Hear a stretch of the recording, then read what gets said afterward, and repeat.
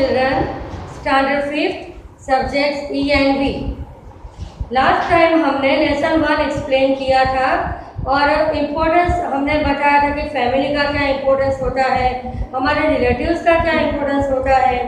ठीक है कि बिना रिलेटिव्स के हमें अच्छा नहीं लगता, जितने फैमिली में ज़्यादा मेंबर्स है उतना ज़्यादा फन होता है, हमको मज़ा आती है रहने का एक साथ। अगर कोई प्रॉब्लम होता है तो वो भी अच्छे से सॉल्व हो सकता है।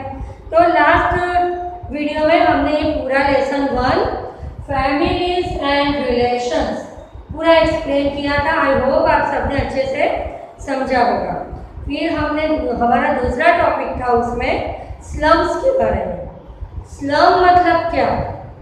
स्लम मतलब इतने गरीब लोग कि जिनको जो बेसिक थिंग्स हैं हमारे लाइफ के लिए ज़रूरी बेसिक नेसेसिटीज़ हैं, जो फूड, वाटर, इलेक्ट्रिसिटी, ड्रेनेज, वो सबकी फैसिलिटीज़ नहीं मिल रही है।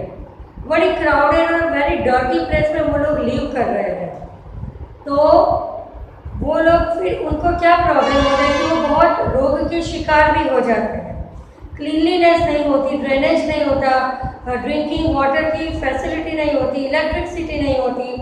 तो ऐसे एरिया में रहने वाले लोगों को स्लम बोलते हैं कि ये लोग स्लम एरिया में रह रहे हैं। ठीक है। फिर हमने तीसरा टॉपिक था हमारे लेसन का नेचुरल कैलेमिटीज़, कि नेचुरल कैलेमिटीज़ जो है जैसे फ्लड, साइक्लोन, डिज़ास्टर, सुनामी, तो वो सब बहुत ही प्रॉब्लम होता है। अभी हमें पता है corona nature disaster he one type of हम बोल सकते हैं, महामारी जिसे WHO ने कहा है। तो अगर ऐसी सिचुएशन आ जाती है तो क्या होता है कि गवर्नमेंट होती है वो हमें हेल्प करती है। ठीक है कि फंड, रिलीफ फंड हमारे लिए डिक्लेयर करती है। तो जो पुअर पीपल होते हैं उनको बहुत ही थोड़ी लाइफ उनकी इजी हो जाती है। तो अभी हम ये लेसन के हार्ड वर्ड्स लिखेंगे।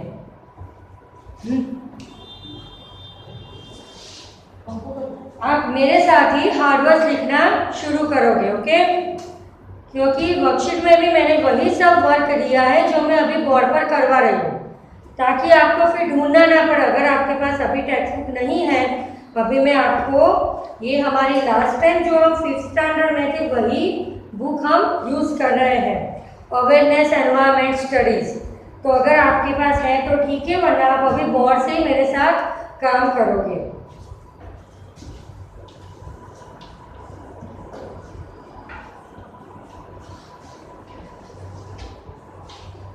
हार्ड वर्ड्स मैं इधर 1 टाइम लिखूंगी, आप इसके बाद होमवर्क समझकर इसको 5 टाइम्स लिखना, क्योंकि जितने हार्ड वर्ड्स आपको अच्छे से लर्न होंगे आपका रीडिंग इतना ही पावरफुल होगा, स्पेलिंग मिस्टेक कम होगी। Number 1 holiday.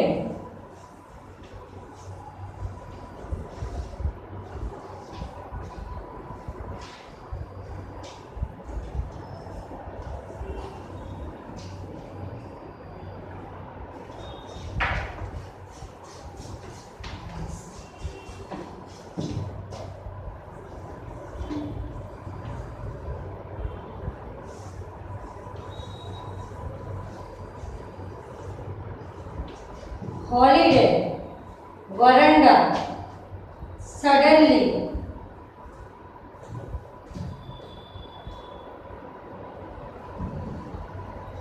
Family,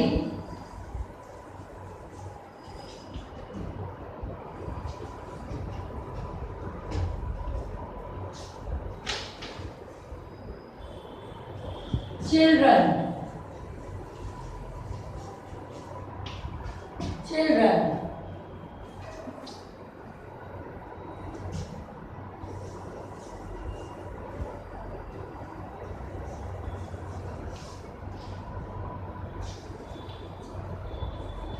addresses,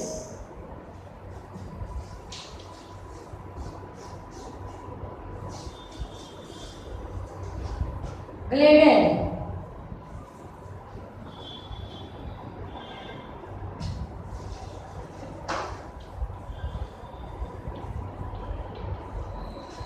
construction,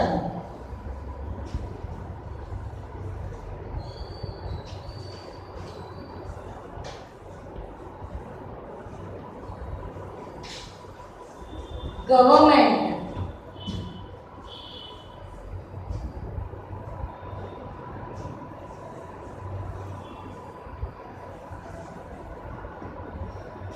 enough,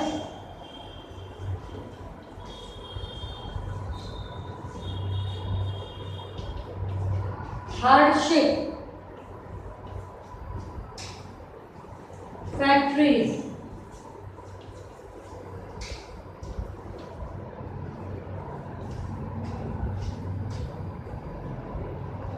electricity,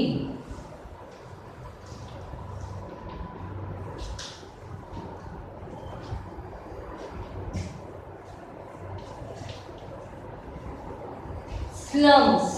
एक बार फिर से थोड़ा रिपीट कर लें। HOLIDAY, holiday, VERANDA, veranda, SUDDENLY, suddenly, FAMILY, family, CHILDREN, children, ADDRESSES,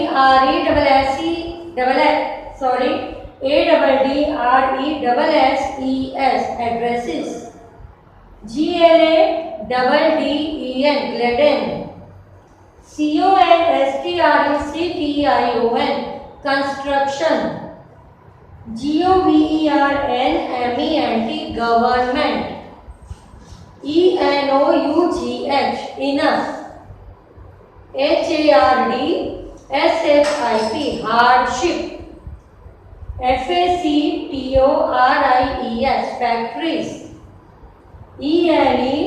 ELECTRICITY, electricity, SLUMS, slums. अभी आप 14 हार्ड वर्ड्स अपने नोटबुक में लिख दो।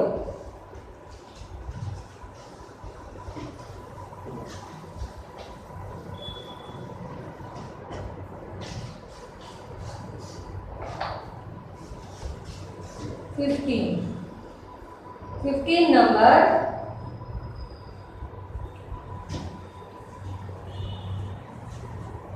Floods,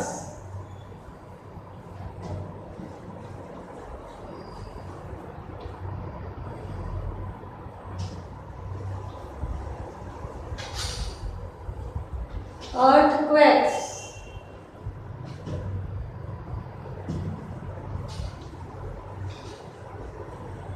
cyclones,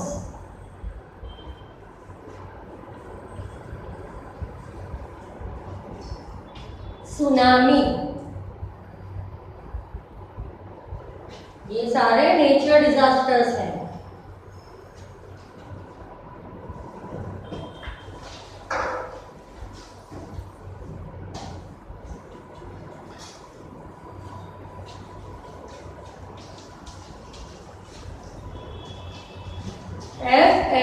FLOODS, flood, EARTHQUAKES, earthquake, CYCLONES, cyclones, TSUNAMI, tsunami. Tsunami के स्पेलिंग में टी साइलेंट रहता है, हम सुनामी बोलते हैं, पर स्पेलिंग शुरू होता है टी से। कैलेमिटीज, CALAMITIES, कैलेमिटीज मतलब आफत, नेचुरल कैलेमिटीज मतलब कुदरती आफत जो नेचुरली होती है, उसके लिए कोई इंसान या कोई चीज़ जिम्मेदार नहीं होती, वो नेचुरली होती है, और जो हम हैंडल करना, हमारे लिए हैंडल करना बहुत ही टफ होता है। तो अभी जो मैंने हार्ड वर्ड्स आपको लिखवाए वो सारे आप अच्छे से 5 टाइम लिखकर लर्न कर दोगे, तो क्या आपका रीडिंग बहुत ही अच्छा हो जाएगा।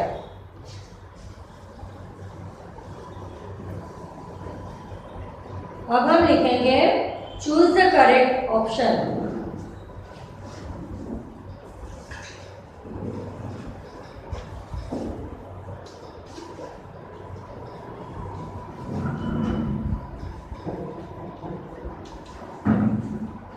The correct option, that means हमारे MCQs।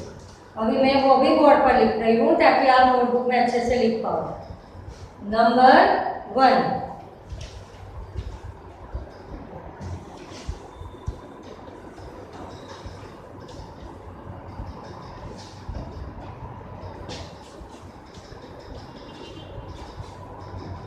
which of these is true for slums? Slums के लिए, स्लम एरिया मतलब बताया ना जिसको बेसिक जरूरियात जिनकी पूरी नहीं हो सकती है, तो उनके लिए ये इसमें से कौन सा स्टेटमेंट ट्रू है? Number 1, they are very crowded.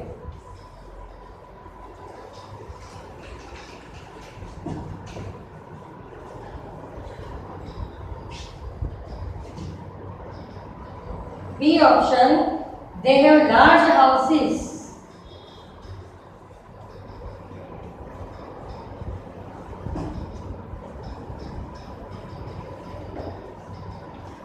C option, they have multi-story houses।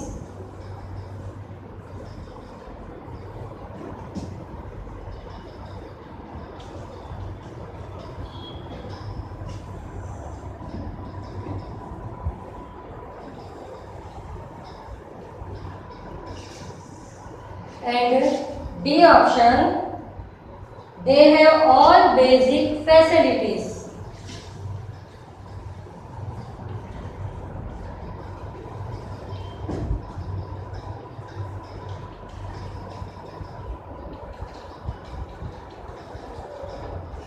तो स्लम्स के लिए ये चार में से कौन सा आंसर ट्रू है? First, they are very crowded, वो लोग बड़ी भीड़ भाड़ वाली जगह में रहते हैं। B, they have large houses, उनके बड़े बड़े घर होते हैं। They have multi storey houses, उनके मल्टी स्टोरी बिल्डिंग्स होते हैं। या they have all basic facilities. तो इसका आंसर है A, they are very crowded, वो लोग बहुत भीड़ भाड़ वाली जगह में रहते हैं। So tick on A. A is the correct answer.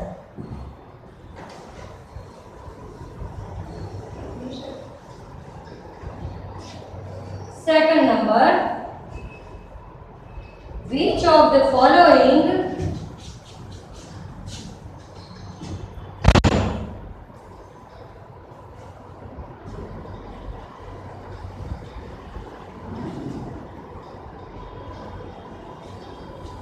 do you think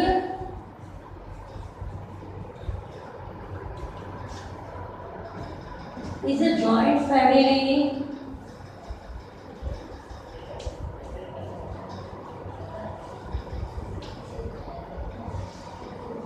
joint family के लिए नीचे दिए हुए ऑप्शन में से कौन सा आंसर सही है? Family of one person,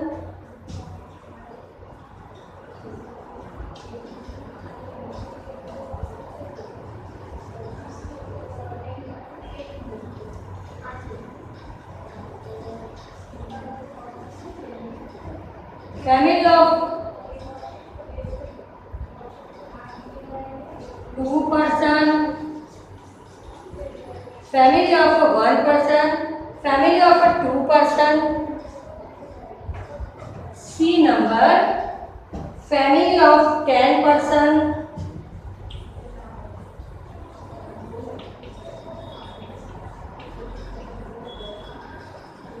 and D, family of 4 person. इसमें से कौन सा आंसर सही है जॉइंट फैमिली के लिए? तो जॉइंट फैमिली में 1, 2, 4 नहीं, परंतु उससे ज्यादा पर्सन्स होते हैं। तो हमारा आंसर है C, family of 10 person. So tick on the C, family of 10 person. Now third number,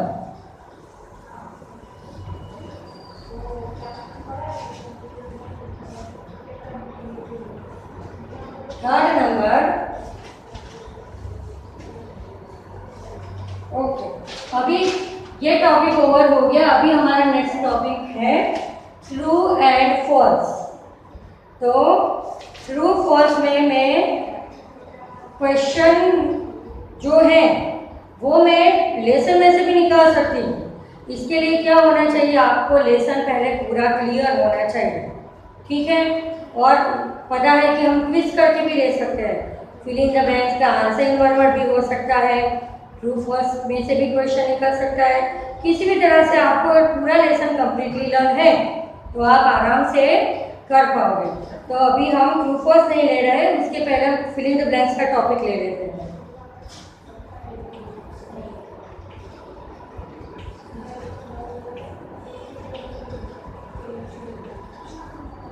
Fill in the blanks.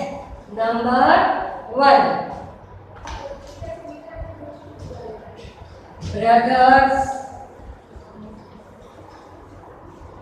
sisters, cousins,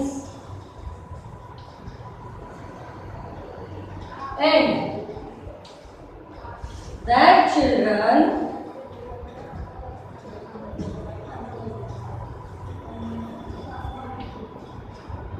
stay together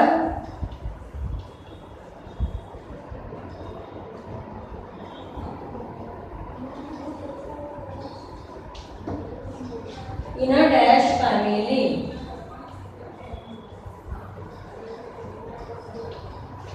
Brothers, sisters, cousins and their children stay together in a dash family.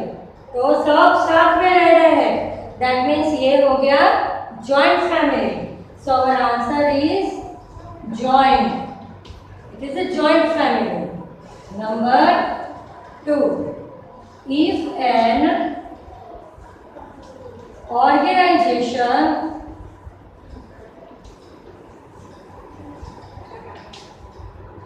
an organization asks one of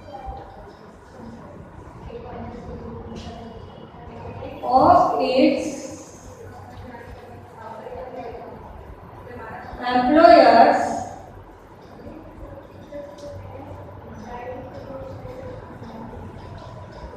employees to shift to another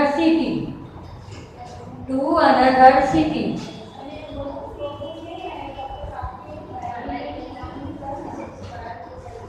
is called blank.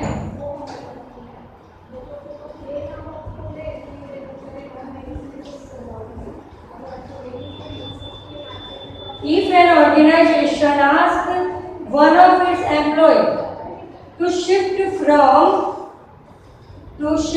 to another city is called relocate. RELOCATE, relocate मतलब कि उसकी transfer हो गई।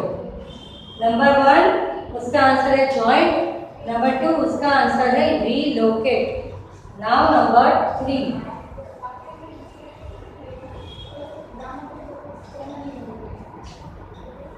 Third time. Construction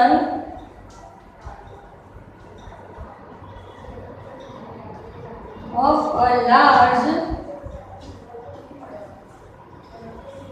dash forces people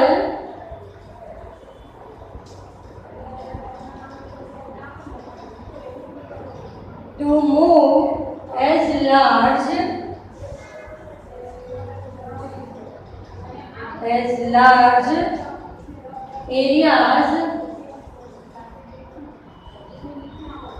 areas get filled with water.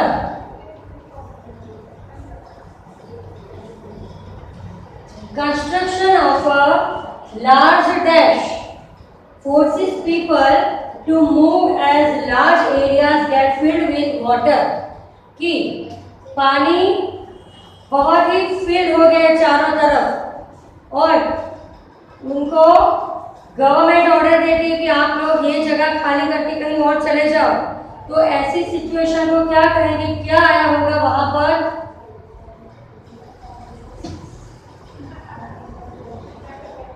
Large dam.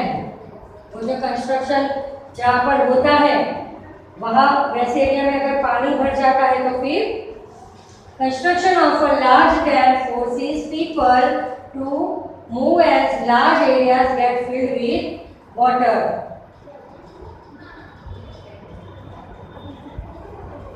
Fourth number,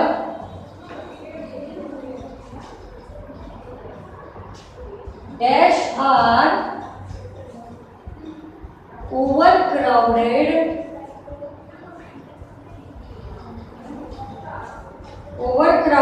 places without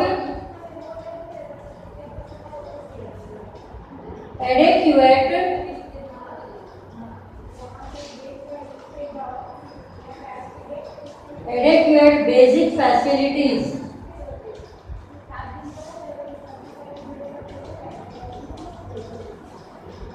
Dash are overcrowded places without adequate basic facilities.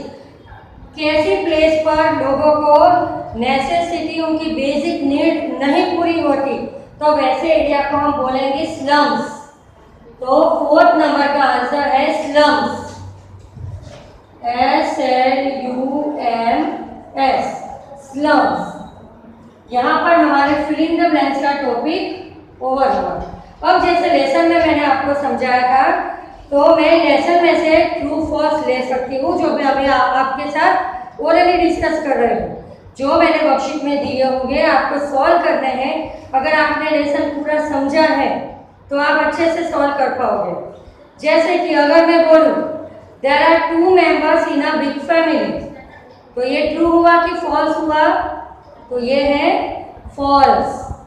फिर ये lesson में 2 children हैं, आदित्य और उसकी बहन, तो वो दोनों अपनी दादी माँ के साथ वरांडा में बैठे हैं।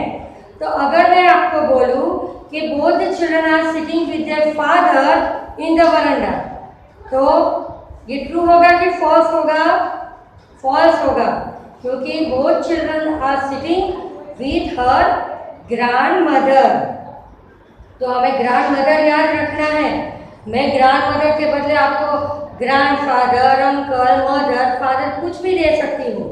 पर अगर आपको सही आंसर पता है कि वो बच्चे तो अपनी दादी माँ के साथ वरांडा में बैठे थे, तो फिर आपको ट्रू फॉल्स में कोई प्रॉब्लम नहीं होगी। फिर दूसरा इस तरह से हो सकता है कि फ्लड, साइक्लोन, अर्थक्वेक्स, ये सारे नेचुरल कैलेमिटीज हैं। Is that true? Yes, it is true. We know that flood, earthquake, cyclone, tsunami are natural calamities. The answer is true.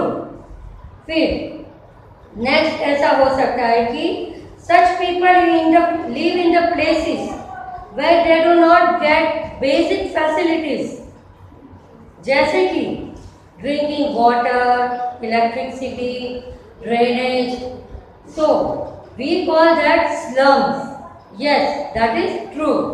और वो जो स्लम एरिया में रहते हैं, तो वो जो लैंड पर रहते हैं, तो वो इलीगली रहते हैं। वो लोग, वो लीगली नहीं होता है, ठीक है?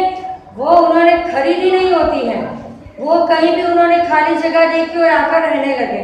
That is illegally. गवर्नमेंट अगर वो प्लेस पर कुछ बनाना चाहती है, तो गवर्नमेंट ऑर्डर देगी कि चलो ये जगह खाली कर दो, हमें यहाँ पर बड़ी बिल्डिंग्स बनानी है, मॉल्स बनाने हैं, हॉस्पिटल्स बनानी है, तो वो लोगों को वो ज़मीन खाली करनी ही पड़ेगी, क्योंकि वो लोग वहाँ पर इलीगली रह रहे हैं।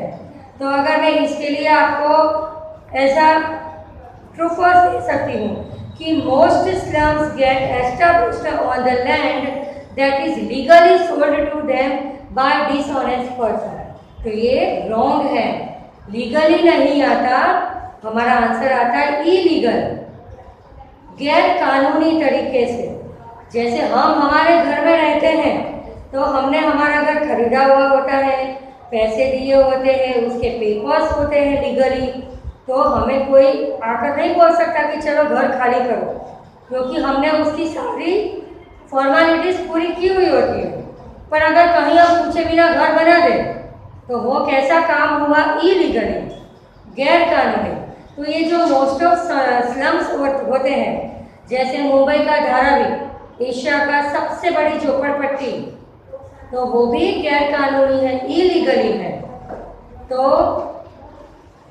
आपको अगर लेसन क्लियर है तो मैं किसी भी तरह से ट्विस्ट करके आपको कुछ भी पूछूं तो आप आसानी से लिख सकते हो। उसी तरह नेचर कैलेमिटीज़ के बारे में भी आपको नॉलेज होना चाहिए, क्योंकि अभी तो सिर्फ 2 लाइन में हमें नेचर कैलेमिटीज़ के बारे में एक्सप्लेन किया है कि जो नेचर कैलेमिटीज़ हैं, फ्लड, साइक्लोन, अर्थक्वेक, सुनामी, तो उस टाइम क्या होता है, सबको जान माल का बहुत नुकसान होता है, सबके हाउसेस, उनकी घर, हाउस होल्ड थिंग्स सब डिस्ट्रॉय हो जाता है। तो ऐसी हालत में गवर्नमेंट से उनको रिलीफ फंड मिलता है। जैसे अभी ये कोरोना की वजह से बहुत लोगों का काम धंधा बंद हो गया है, तो हमारे वड़ा प्रधान ने हमें बहुत रिलीफ फंड हमारे लिए दिए हैं। करोड़ों रुपये का हमारे लिए रिलीफ फंड है कि जिससे जो लोगों को बहुत नुकसान हुआ है वो लोग अपना काम धंधा शुरू करके अपनी लाइफ फिर से सेटल कर पाए।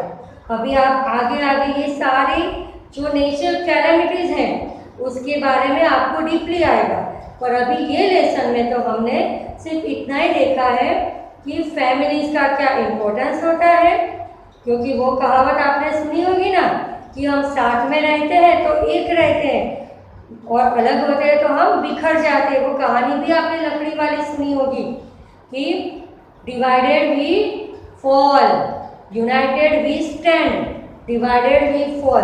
अगर साथ में मिलकर रहते हैं फैमिली में तो अगर कोई भी प्रॉब्लम आती है, किसी की तबीयत खराब हो गई, फाइनेंशियली प्रॉब्लम आ गई, तो सब मिलकर सॉल्व कर सकते हैं। पर अगर हम अलग अलग हैं तो हम सॉल्व तो कर लेंगे चलो, बट बहुत ही प्रॉब्लम होगी हमारे लिए, हमें सब अपने आप ही करना होगा, सारी जिम्मेदारी हमारे ऊपर आ जाएगी। और अगर बिग फैमिली है, जॉइंट फैमिली है, तो सब शेयरिंग हो जाएगा। तो ये लेसन में अभी हमने आज क्या क्या किया, hard words, choose the correct answer, filling the blanks, और मैंने जो ट्रूफल्स आपको करवाए हैं वो सारे मैंने अभी आपको ओरली करवाए हैं। वर्कशीट में आपको रिटर्न आएंगे तो आप वो अच्छे से कर पाओगे। तो अभी ये जो हार्डवर्ड्स दिए हैं, जो भी मैंने लिखाया है, वो भी 2 टाइम आप होमवर्क समझकर जितनी प्रैक्टिस करोगे आपके लिए उतना अच्छा होगा।